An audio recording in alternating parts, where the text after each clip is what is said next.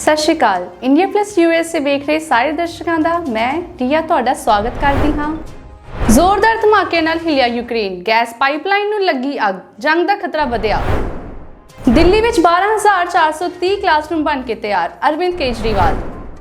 ਅਮਿਤਾਭ ਬੱਚਨ ਨੇ ਪ੍ਰਭਾਸ ਨਾਲ ਸ਼ੂਟ ਕੀਤਾ ਪ੍ਰੋਜੈਕਟ ਕੇ ਦਾ ਪਹਿਲਾ ਸ਼ਾਟ, ਇੰਜ ਕੀਤੀ ਤਾਰੀਫ। ਕੈਨੇਡਾ ਵਿੱਚ ਕਾਲਜ ਬੰਦ ਹੋਣ ਨਾਲ ਪ੍ਰਭਾਵਿਤ ਵਿਦਿਆਰਥੀਆਂ ਨੂੰ ਮਿਲੀ ਐਡਵਾਈਜ਼ਰੀ। ਅਕਾਲੀ ਬਸਪਾ ਜਿੱਤ ਉਪਰੰਤ ਨਵੇਂ ਪੰਜਾਬ ਦੀ ਕਰਾਂਗੇ ਸਿਰਜਣਾ, ਸੁਖਬੀਰ ਬਾਦਲ। ਆਓ ਸ਼ੁਰੂਆਤ ਕਰਦੇ ਹਾਂ ਅੱਜ ਦੀ ਇਸ ਵੱਡੀ ਖਬਰ ਤੋਂ। ਜ਼ੋਰਦਾਰ ਧਮਾਕੇ ਨਾਲ ਹਿਲਿਆ ਯੂਕਰੇਨ, ਗੈਸ ਪਾਈਪਲਾਈਨ ਨੂੰ ਲੱਗੀ ਅੱਗ, ਜੰਗ ਦਾ ਖਤਰਾ ਵਧਿਆ। ਰੂਸ ਤੇ ਯੂਕਰੇਨ ਵਿਚਾਲੇ ਤਣਾਅ ਵਧਦਾ ਜਾ ਰਿਹਾ ਹੈ। ਸ਼ੁੱਕਰਵਾਰ ਤੋਂ ਪੂਰਬੀ ਯੂਕਰੇਨ ਵਿੱਚ ਇੱਕ ਕਾਰ ਦੇ ਅੰਦਰ ਜ਼ੋਰਦਾਰ ਧਮਾਕਾ ਹੋਇਆ।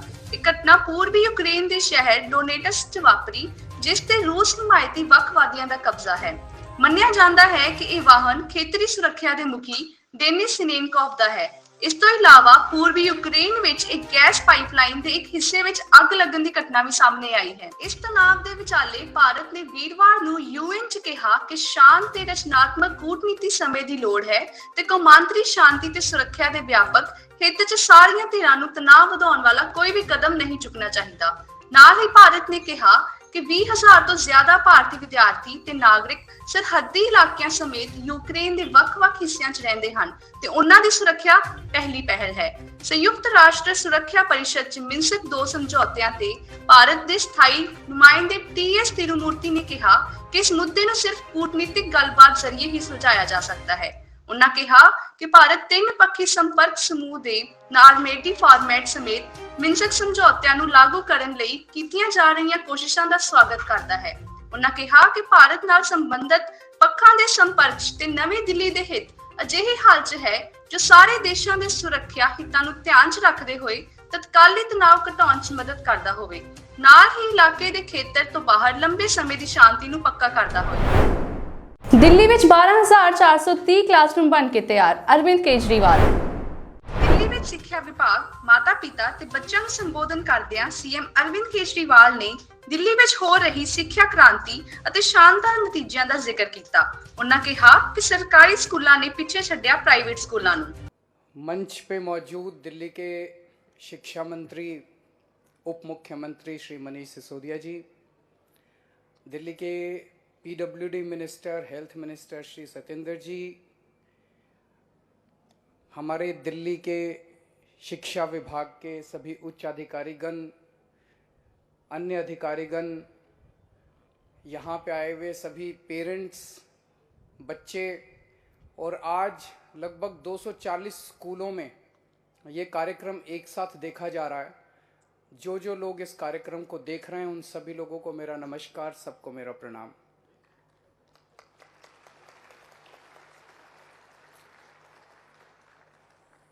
दिल्ली में वाकई शिक्षा क्रांति हो रही है। इतने शानदार स्कूल बन रहे हैं, इतने शानदार क्लासरूम बन रहे हैं, इतना शानदार इंफ्रास्ट्रक्चर। देश के कई प्राइवेट स्कूलों में इतना शानदार व्यवस्था नहीं है जितनी आज दिल्ली के सरकारी स्कूलों में है। इतने अच्छे नतीजे आने लगे हैं, शानदार नतीजे आने लगे हैं। किसी ने सोचा नहीं था कि एक वक्त ऐसा आएगा जब सरकारी स्कूलों के नतीजे प्राइवेट से ज़्यादा बेहतर आने लगेंगे। जैसा भी शिक्षा मंत्री जी ने बताया, इस साल 3,70,000 बच्चे बड़े बड़े प्राइवेट स्कूल छोड़ के वहाँ से नाम कटा के दिल्ली के सरकारी स्कूलों में अपना नाम लिखवाया, एडमिशन लिया है। इससे बड़ा और सर्टिफिकेट क्या हो सकता है कि दिल्ली के अंदर शिक्षा क्रांति आ रही है। आज मुझे बेहद खुशी है कि आज से लगभग 3 साल पहले जो हम लोगों ने 11,000 क्लासरूम बनाने का कार्यक्रम शुरू किया था, बनाने शुरू किए थे, आज वही 12,430 क्लासरूम मात्र 3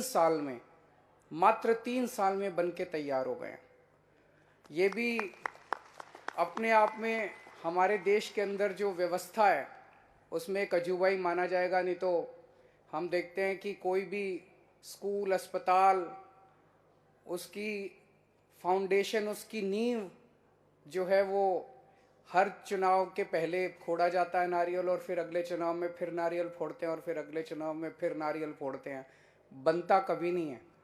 हमारे यहाँ अगले चुनाव के पहले ही बना देते हैं। जितने काम शुरू करते हैं वो सारे काम जो हैं वो टाइम के पहले शुरू हो जाते हैं। तो मैं आज दिल्ली के सारे दिल्ली वासियों को, दिल्ली के लोगों को, बच्चों को बहुत बहुत बधाई देना चाहता हूँ। इतने बड़े स्तर पे आप सोच के देखो, 12,430 क्लासरूम का क्या मतलब है। अगर एक नया स्कूल बनता है 10वीं क्लास तक का, उसमें कितने कमरे होते होंगे? 20, 30, 40,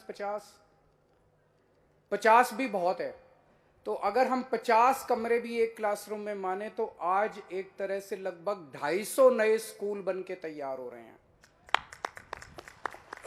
और इन स्कूलों में शानदार लेबोरेटरी, शानदार मल्टीपर्पज हॉल, और इनमें कई कमरे ऐसे हैं जो डिजिटल कमरे हैं, डिजिटल क्लासरूम है, उनके बोर्ड वगैरह डिजिटल हैं, जो कि बड़े बड़े प्राइवेट स्कूलों में नहीं मिलते। वो आज हमारे दिल्ली के सरकारी स्कूलों में है। यहां आने से पहले मैंने थोड़ी सी रिसर्च करी तो पता चला कि पिछले 7 साल में दिल्ली सरकार ने टोटल मिला के दिल्ली में जो 20,000 क्लासरूम बनाए हैं, टोटल 7 साल में 20,000 टोटल क्लासरूम बनाए हैं। इसके मुकाबले पूरा देश अगर देखें हम, पूरे देश की जितनी दूसरी राज्य सरकारें हैं, केंद्र सरकार है, सारी सरकारों को अगर हम मिला लें तो पूरे देश में भी 7 साल में 20,000 क्लासरूम नहीं बने जितने अकेले दिल्ली में बन गए। ये बड़ी बात है कि पूरे देश में 20,000 क्लासरूम नहीं बने 7 साल में। सारी सरकारें मिला, मध्य प्रदेश, राजस्थान, केरला, ये फलाना ढिमका, जितनी सारी सरकारें मिला लो, केंद्र सरकार मिला लो, सबने मिला के 7 साल में 20,000 क्लासरूम नहीं बनाए जितने दिल्ली सरकार ने अकेले दिल्ली में बना दिए। बाबा साहब का सपना था।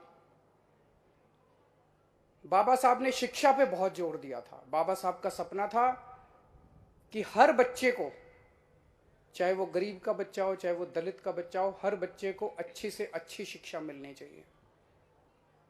दुर्भाग्यवश आज 75 साल हो गए आजादी के, 75 साल के बाद भी बाबा साहब का यह सपना पूरा नहीं हुआ। आज गरीबों के बच्चों को, बाकी देश के हिस्सों में गरीबों के बच्चों को अच्छी शिक्षा नहीं मिलती, वो सरकारी स्कूलों में जाते हैं। सरकारी स्कूलों का बुरा हाल है जैसे पहले दिल्ली में होता था।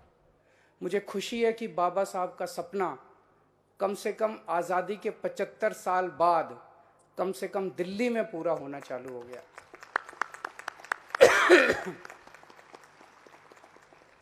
भगत सिंह ने कहा था कि केवल अंग्रेजों को देश से बाहर भगाने से आज़ादी नहीं मिलेगी। आज़ादी तब मिलेगी जब इस देश के गरीब बच्चे को और अमीर बच्चे को एक जैसी शिक्षा मिलनी चालू होगी। आज मुझे खुशी है कि भगत सिंह का सपना दिल्ली में पूरा हो रहा है। दिल्ली के सरकारी स्कूलों में अब एक अफसर का बच्चा, जज का बच्चा, रिक्शे वाले का बच्चा और मजदूर का बच्चा एक ही डेस्क पे बैठ के एक साथ एक जैसी पढ़ाई करते हैं।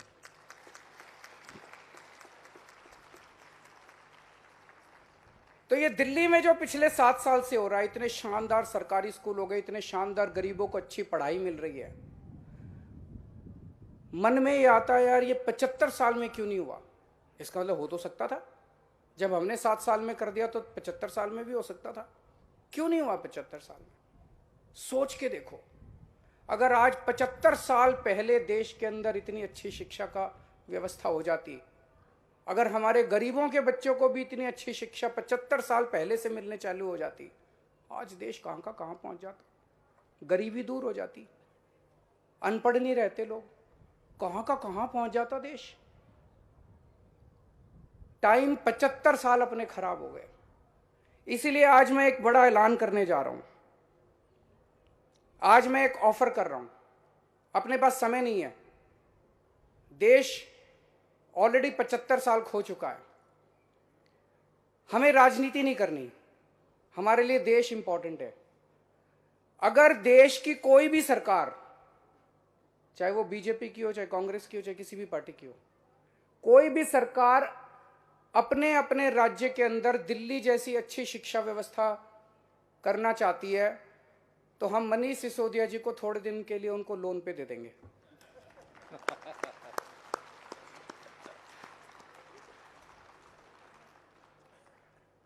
दिल्ली में अस्पताल भी बड़े अच्छे हो गए, मोहल्ला क्लिनिक भी बड़े अच्छे हो गए।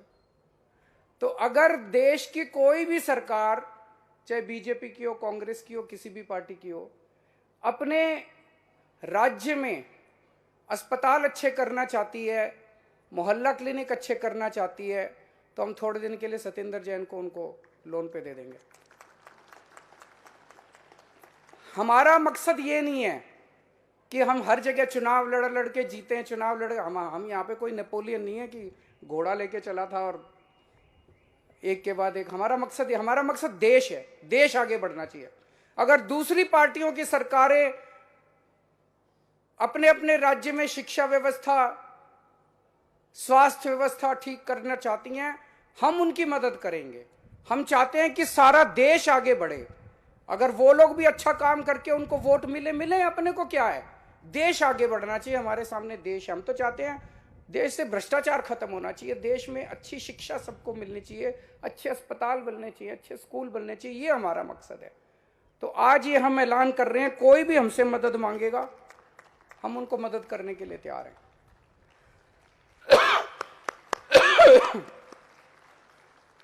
पिछले कुछ दिन से मैं देख रहा हूं, ये कई देश के बड़े बड़े नेता मिलके, आप लोगों ने भी टीवी में देखा होगा, सारे मिलके कह रहे हैं केजरीवाल आतंकवादी है, केजरीवाल। मेरे को थोड़ा सा हंसी भी आई।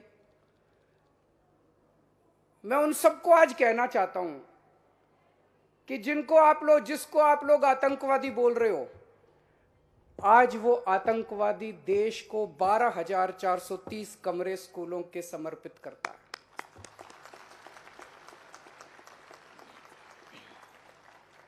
आज वो आतंकवादी ऐसे स्कूल बना रहा है जिसमें एक ही डेस्क पे बैठ के गरीबों के और अमीरों के बच्चे पढ़ रहे हैं। आज वो आतंकवादी भगत सिंह और बाबा साहब अंबेडकर के सपने पूरे कर रहा है।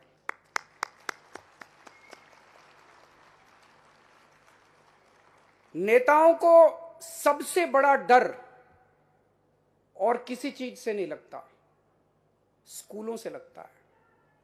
क्यों लगता है? अगर शानदार स्कूल बन गए, अच्छे स्कूल बन गए, तो नेताओं को जात पात और धर्म के नाम पे वोट मिलने बंद हो जाएंगे। हमारे इन स्कूलों के अंदर हमारे ऐसे बच्चे, देशभक्त, कट्टर देशभक्त बच्चे अब तैयार होंगे। ये हम स्कूल नहीं बना रहे, ये हम देशभक्त बनाने की फैक्ट्रियां बना रहे हैं। यहां से देशभक्त बन के निकलेंगे। और जब ये आज सोच के देखो, 5 से 10 साल के बाद जब ये बच्चे बाहर निकलेंगे, ये बच्चे किस आधार पे वोट देंगे? ये धर्म और जात के आधार पे वोट नहीं देंगे, ये देश के विकास के नाम पे वोट दिया करेंगे। इसीलिए कोई नेता स्कूल नहीं बनाना चाहता। ये लोग कहते हैं केजरीवाल सब कुछ फ्री करता जा रहा है, फ्री करता जा रहा है, फ्री करता जा रहा है।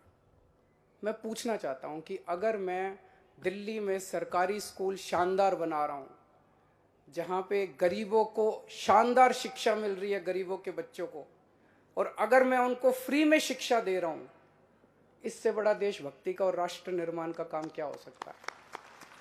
बच्चों को तो फ्री शिक्षा मिलनी चाहिए।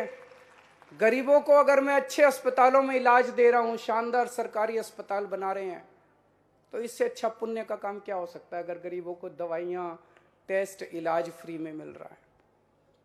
भगत सिंह ने एक नारा दिया था, इनकलाब जिंदाबाद। आज मैं एक नारा दे रहा हूं, इनकलाब जिंदाबाद, शिक्षा क्रांति जिंदाबाद। बहुत बहुत शुक्रिया। बहुत बहुत धन्यवाद सर। जोरदार तालियों से अभिनंदन करें उन भावनाओं का जो सर ने व्यक्त की हैं। और कहीं ना कहीं किसी ने कहा है कि मुश्किल नहीं है कुछ दुनिया में, तू जरा हिम्मत तो कर। मुश्किल नहीं है कुछ दुनिया में, तू जरा हिम्मत तो कर। और ख्वाब बदलेंगे हकीकत में, ख्वाब बदलेंगे हकीकत में, तू जरा कोशिश तो कर। तो ये कोशिश है। एक बार जोरदार तालियों से आप अभिनंदन करें इस कोशिश के लिए सर का। और अब मेरा अनुरोध आदरणीय शिक्षा निदेशक महोदय से, वो आए और यहां वोट ऑफ थैंक्स अपना प्रपोज करें। एक बार जोरदार तालियों से आप अभिनंदन करें। माननीय मुख्यमंत्री महोदय, माननीय उप मुख्यमंत्री महोदय, माननीय लोक निर्माण विभाग मंत्री महोदय, अलग अलग विद्यालयों से कार्यक्रम में भाग ले रहे हमारे माननीय विधायकगण, आदरणीय प्रधान शिक्षा सचिव, लोक निर्माण विभाग के वरिष्ठ अधिकारी, टेलीविज़न पर इस भव्य कार्यक्रम का अवलोकन कर रहे हमारे प्रधानाचार्य, अध्यापक, विद्यार्थी और अभिभावक मित्र। 240 विद्यालयों में अमिताभ बच्चन ने प्रभास नाल शूट किया प्रोजेक्ट के दा पहला शॉट, इंज कीती तारीफ। बॉलीवुड के शहनशाह अमिताभ बच्चन नाल काम करना किसी भी एक्टर ਲਈ ਸੁਪਨੇ ਤੋਂ ਘੱਟ ਨਹੀਂ। ਇੱਕ ਕਿਸੇ ਵੀ ਐਕਟਰ ਦੇ ਕੈਰੀਅਰ ਲਈ ਬੂਸਟਰ ਦਾ ਕੰਮ ਕਰਦਾ ਹੈ, ਪਰ ਅਮਿਤਾਭ ਬੱਚਨ ਖੁਦ ਅਜਿਹਾ ਸਨਮਾਨ ਫਿਲਮ ਜਗਤ ਦੇ ਕਿਸੇ ਹੋਰ ਐਕਟਰ ਨੂੰ ਦੇਣਾ ਚਾਹੁੰਦੇ ਹਨ। ਇਹ ਕੋਈ ਹੋਰ ਨਹੀਂ ਬਲਕਿ ਬਾਹੂਬਲੀ ਸਟਾਰ ਪ੍ਰਭਾਸ ਹਨ। ਅਮਿਤਾਭ ਬੱਚਨ ਨੇ ਇਸ ਗੱਲ ਦਾ ਖੁਲਾਸਾ ਆਪ ਸੋਸ਼ਲ ਮੀਡੀਆ ਰਾਹੀਂ ਕੀਤਾ ਹੈ।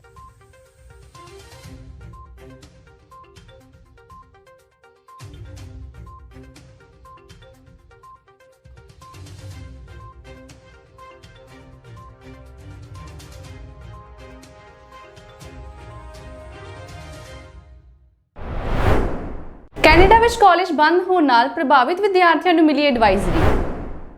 ਦਾਵਾ ਵਿੱਚ ਭਾਰਤੀ ਹਾਈ ਕਮਿਸ਼ਨ ਨੇ ਕੈਨੇਡਾ ਵਿੱਚ 3 ਕਾਲਜਾਂ ਦੇ ਬੰਦ ਹੋਣ ਨਾਲ ਪ੍ਰਭਾਵਿਤ ਭਾਰਤੀ ਵਿਦਿਆਰਥੀਆਂ ਲਈ ਇੱਕ ਐਡਵਾਈਜ਼ਰੀ ਜਾਰੀ ਕੀਤੀ ਹੈ। ਭਾਰਤੀ ਹਾਈ ਕਮਿਸ਼ਨ ਨੇ ਐਡਵਾਈਜ਼ਰੀ ਅਨੁਸਾਰ ਜੇਕਰ ਵਿਦਿਆਰਥੀਆਂ ਨੂੰ ਆਪਣੀ ਫੀਸ ਦੀ ਅਦਾਇਗੀ ਜਾਂ ਫੀਸ ਦੇ ਟ੍ਰਾਂਸਫਰ ਵਿੱਚ ਕੋਈ ਮੁਸ਼ਕਿਲ ਆਉਂਦੀ ਹੈ ਤਾਂ ਕਿਊਬਿਕ ਸਰਕਾਰ ਦੇ ਉੱਚ ਸਿੱਖਿਆ ਮੰਤਰਾਲੇ ਕੋਲ ਸ਼ਿਕਾਇਤ ਦਰਜ ਕਰਵਾ ਸਕਦੇ ਹਨ। ਦੱਸ ਦਈਏ ਕਿ ਇਹ ਵਿਦਿਆਰਥੀ ਕਿਊਬਿਕ ਸੂਬੇ ਵਿੱਚ ਸਥਿਤ 3 ਕਾਲਜਾਂ CSQ ਕਾਲਜ, M ਕਾਲਜ ਅਤੇ CDE ਕਾਲਜ ਵਿੱਚ ਪੜ੍ਹਦੇ ਸਨ ਅਤੇ ਉਹ ਦੀਵਾਲੀਆ ਹੋਣ ਕਾਰਨ ਬੰਦ ਹੋ ਗਏ ਹਨ, ਜਿਸ ਤੋਂ ਬਾਅਦ ਭਾਰਤ ਦੇ ਕਈ ਵਿਦਿਆਰਥੀਆਂ ਨੇ ਭਾਰਤੀ ਹਾਈ ਕਮਿਸ਼ਨ ਕੋਲ ਪਹੁੰਚ ਕੀਤੀ ਹੈ। ਐਡਵਾਈਜ਼ਰੀ ਅਨੁਸਾਰ ਭਾਰਤੀ ਹਾਈ ਕਮਿਸ਼ਨ ਇਹਨਾਂ ਵਿਦਿਆਰਥੀਆਂ ਦੇ ਮੁੱਦੇ ਨੂੰ ਲੈ ਕੇ ਕੈਨੇਡਾ ਸਰਕਾਰ ਅਤੇ ਕਿਊਬਿਕ ਰਾਜ ਦੇ ਸਰਕਾਰ ਦੇ ਨਾਲ-ਨਾਲ ਭਾਰਤੀ ਭਾਈਚਾਰੇ ਦੇ ਚੁਣੇ ਹੋਏ ਕੈਨੇਡੀਅਨ ਨੁਮਾਇੰਦਿਆਂ ਦੇ ਸੰਪਰਕ ਵਿੱਚ ਹੈ। ਇਹਨਾਂ ਪ੍ਰਭਾਵਿਤ ਵਿਦਿਆਰਥੀਆਂ ਨੂੰ ਸਹਾਇਤਾ ਪ੍ਰਦਾਨ ਕਰਨ ਅਤੇ ਮੁੱਦੇ ਦੇ ਹੱਲ ਲਈ ਗੱਲਬਾਤ ਕਰਨ ਦੇ ਵੀ ਯਤਨ ਕੀਤੇ ਜਾ ਰਹੇ ਹਨ। ਹਾਈ ਕਮਿਸ਼ਨ ਨੇ ਕਿਹਾ ਹੈ ਕਿ ਜੇਕਰ ਵਿਦਿਆਰਥੀਆਂ ਨੂੰ ਆਪਣੀ ਫੀਸ ਦੀ ਭਰਪਾਈ ਜਾਂ ਫੀਸ ਦੇ ਟ੍ਰਾਂਸਫਰ ਵਿੱਚ ਕੋਈ ਮੁਸ਼ਕਿਲ ਆਉਂਦੀ ਹੈ ਤਾਂ ਕਿਊਬਿਕ ਸਰਕਾਰ ਦੇ ਉੱਚ ਸਿੱਖਿਆ ਮੰਤਰਾਲੇ ਕੋਲ ਸ਼ਿਕਾਇਤ ਦਰਜ ਕਰਵਾ ਸਕਦੇ ਹਨ। ਉੱਥੇ ਹੀ ਕਿਊਬਿਕ ਦੀ ਸੂਬਾਈ ਸਰਕਾਰ ਨੇ ਸਲਾਹ ਦਿੱਤੀ ਹੈ ਕਿ ਪ੍ਰਭਾਵਿਤ ਵਿਦਿਆਰਥੀ ਸਿੱਧੇ ਤੌਰ ਤੇ ਉਹਨਾਂ ਸੰਸਥਾਵਾਂ ਨਾਲ ਸੰਪਰਕ ਕਰ ਸਕਦੇ ਹਨ ਜਿੱਥੇ ਉਹ ਰਜਿਸਟਰਡ ਹਨ ਅਤੇ ਜੇਕਰ ਉਹਨਾਂ ਨੂੰ ਆਪਣੀ ਫੀਸ ਦੀ ਅਦਾਇਗੀ ਜਾਂ ਫੀਸ ਦੇ ਟ੍ਰਾਂਸਫਰ ਵਿੱਚ ਕੋਈ ਮੁਸ਼ਕਿਲ ਆਉਂਦੀ ਹੈ ਤਾਂ ਉਹ ਉੱਚ ਸਿੱਖਿਆ ਮੰਤਰਾਲੇ ਨਾਲ ਸੰਪਰਕ ਕਰਕੇ ਸ਼ਿਕਾਇਤ ਦਰਜ ਕਰਵਾ ਸਕਦੇ ਹਨ। ਐਡਵਾਈਜ਼ਰੀ ਵਿੱਚ ਸਪਸ਼ਟ ਤੌਰ ਤੇ ਕਿਹਾ ਗਿਆ ਹੈ ਕਿ ਕੈਨੇਡਾ ਵਿੱਚ ਉੱਚ ਸਿੱਖਿਆ ਹਾਸਲ ਕਰਨ ਦੀ ਯੋਜਨਾ ਬਣਾ ਰਹੇ ਭਾਰਤ ਦੇ ਵਿਦਿਆਰਥੀ ਨੂੰ ਮੁੜ ਸਲਾਹ ਦਿੱਤੀ ਜਾਂਦੀ ਹੈ ਕਿ ਉਹ ਅਜਿਹੇ ਅਦਾਰਿਆਂ ਨੂੰ ਕੋਈ ਭੁਗਤਾਨ ਕਰਨ ਤੋਂ ਪਹਿਲੇ ਉਸ ਸੰਸਥਾ ਦੇ ਪ੍ਰਮਾਣ ਪੱਤਰ ਅਤੇ ਸਥਿਤੀ ਦੀ ਚੰਗੀ ਤਰ੍ਹਾਂ ਜਾਂਚ ਕਰਨ। ਉਸ ਤੋਂ ਬਾਅਦ ਹੀ ਉਹ ਦਾਖਲਾ ਪ੍ਰਕਿਰਿਆ ਨੂੰ ਅੱਗੇ ਵਧਾਉਣ। ਨਾਲ ਹੀ ਉਹ ਦਾਖਲਾ ਲੈਣ ਤੋਂ ਪਹਿਲੇ ਕਾਲਜ ਤੋਂ ਕੈਨੇਡੀਅਨ ਜਾਂ ਸੂਬਾਈ ਸਰਕਾਰ ਵੱਲੋਂ ਮਾਨਤਾ ਦਾ ਸਰਟੀਫਿਕੇਟ ਵੀ ਮੰਗਣ। ਐਡਵਾਈਜ਼ਰੀ ਵਿੱਚ ਕਿਹਾ ਗਿਆ ਹੈ ਕਿ ਸਰਕਾਰ ਵੱਲੋਂ ਸੰਚਾਲਿਤ ਵੈਬਸਾਈਟ ਰਾਹੀਂ ਸੰਸਥਾਵਾਂ ਦੀ ਜਾਂਚ ਕਰੋ ਅਤੇ ਵਿਦਿਆਰਥੀਆਂ ਨੂੰ ਵਿਦਿਆਰਥੀ ਵੀਜ਼ਾ ਦੀ ਪੇਸ਼ਕਸ਼ ਕਰਨ ਵਾਲੇ ਕਿਸੇ ਵੀ ਗੈਰ ਪ੍ਰਮਾਣਿਤ ਵਿਅਕਤੀ ਸੰਸਥਾ ਨੂੰ ਭੁਗਤਾਨ ਨਹੀਂ ਕਰਨਾ ਚਾਹੀਦਾ। ਅਕਾਲੀ ਬਸਪਾ ਜਿੱਤ ਉਪਰੰਤ ਨਵੇਂ ਪੰਜਾਬ ਦੀ ਕਰਾਂਗੇ ਸਿਰਜਣਾ, ਸੁਖਬੀਰ ਬਾਦਲ। ਸ਼੍ਰੋਮਣੀ ਅਕਾਲੀ ਦਲ ਪ੍ਰਧਾਨ ਸੁਖਬੀਰ ਬਾਦਲ ਨੇ ਅੰਮ੍ਰਿਤਸਰ 'ਚ ਪ੍ਰੈਸ ਕਾਨਫਰੰਸ ਨੂੰ ਸੰਬੋਧਨ ਕਰਦਿਆਂ ਅੰਮ੍ਰਿਤਸਰ ਦੀ ਹੋਲੀ ਸਿਟੀ ਨੂੰ ਖੂਬਸੂਰਤ ਬਣਾਉਣ, ਗੁਰੂ ਰਵਿਦਾਸ ਜੀ ਦਾ ਪਵਿੱਤਰ ਸਥਾਨ ਕਰਾਲਗੜ੍ਹ ਨੂੰ ਮੁਕੰਮਲ ਕਰਨ ਤੇ ਵਿਕਾਸ ਕਰਨ ਦੇ ਦਾਅਵੇ ਕੀਤੇ। ਨੇ ਬਿਆਨ ਦਿੱਤਾ ਕਿ ਬਾਦਲ ਪਰਿਵਾਰ ਸਾਰੀਆਂ ਸੀਟਾਂ ਹਾਰੇਗਾ। ਕੋਈ ਹਰਾਉਣ ਵਾਲਾ ਨਹੀਂ, ਕੋਈ ਜਿਤਾਉਣ ਵਾਲਾ ਨਹੀਂ, परमात्मा ਦੇ ਹੱਥ ਸਾਰਾ ਕੁਝ ਹੈ। केजरीवाल जो मर्जी कह जे, केजरीवाल वो अपने आप ही पंजाबी ते खालसा पंथ केजरीवाल नूं अपने कल ताकत दिखाएगा। 2017 ते 22 की फर्क नजर आया? देखो 2017 विच एक झूठ ते निर्भर सरकार सी।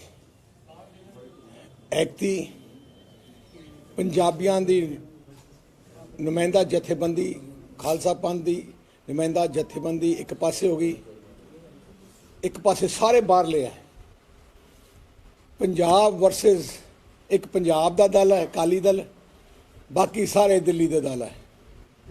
तो इस करके मैनू पूरा आस है, पूरी उम्मीद है कि पंजाबी अपनी मां पार्टी के सिर ते हथ रखणगे ते मौका देणगे ते परमात्मा दा मेहर रहे, एक वधिया पंजाब सिरजांगे, बहुत अगे तरक्की करावांगे।